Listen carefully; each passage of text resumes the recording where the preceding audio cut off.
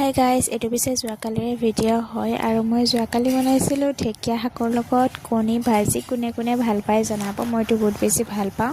আৰু এতিয়া বনোৱা প্ৰচেছটো অলপ দেখাই দিছোঁ, কেনেকৈনো বনাইছোঁ। ফাৰ্ষ্টতে বাছি কৰি ঢেকীয়াখিনি ধুনীয়াকৈ থৈ দিছোঁ। লগতে দুটা কণী আৰু পিঁয়াজ জলকীয়া অলপ লৈ লৈছোঁ আৰু ইয়াত তেল বহাই দিলোঁ। লগতে দিলোঁ পিঁয়াজ জলকীয়া।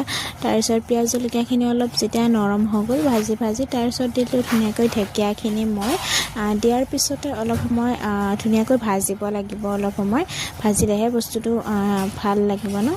ভাজি যেতিয়া অলপমান হেৰি হৈ গ'ল তেতিয়া দিছোঁ নিমখ, লগতে অলপমান হালধি। বেছি হালধি দিয়া নাই, শাক বস্তুত এনেও ইমান দিব নালাগে।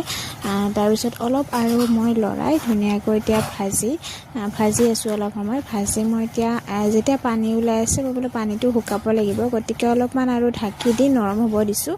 তাৰপিছত এতিয়া হৈ গ'ল, শুকান ধুনীয়াকৈ হৈ গ'ল। তাৰ মাজতে অলপ দিছোঁ তেল আৰু এতিয়া দি দিম দুটা ধুনীয়াকৈ কণী।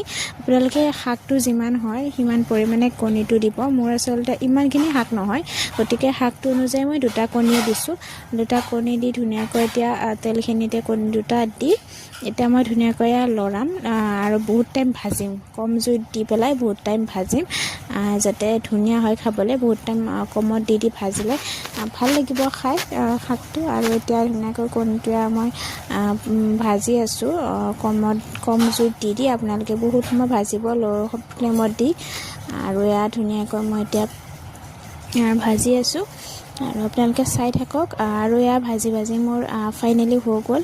বহুত টাইম ভাজিলোঁ কিন্তু দেই, অলপ সময় লাগে ঢেকীয়া শাকটো বনাওঁতে, তেতিয়াহে টেষ্টি হয় আচলতে।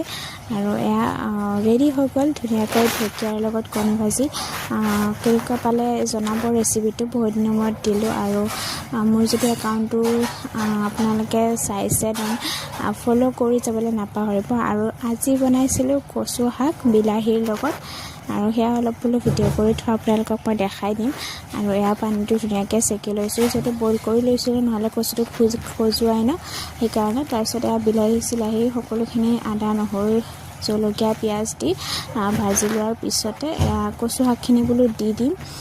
তাৰপিছত মায়ে পানীটো চেকি দিছে মোক ধুনীয়াকৈ। তাৰপিছত মই এইখিনি অলপ লৰাইছোঁ। আৰু টেঙা দি দিব দেই, বহুতখিনি টেঙা দিব কচু শাক বনাওঁতে। আমাৰ পিছত টেঙা নাছিল, বিলাহী টেঙাই দিছিলোঁ, এনেই নেমু টেঙা দিয়া নহ'ল। দেন তাৰপিছত বিলাহীখিনি ধুনীয়াকৈ দি বিলাহীৰ লগতে কচু শাকখিনি দি বহুত সময় ভাজিব লাগে। এইটো বস্তু কম জুইত দি বহুত সময় ভাজি যেতিয়া শুকান হয় বস্তুটো, তেতিয়াহে আচলতে টেষ্টটো ভাল হয় কচুৰো। কিন্তু পানী টাইপৰ যদি অলপমান থাকে দেন কিন্তু খজুৱাব দেই।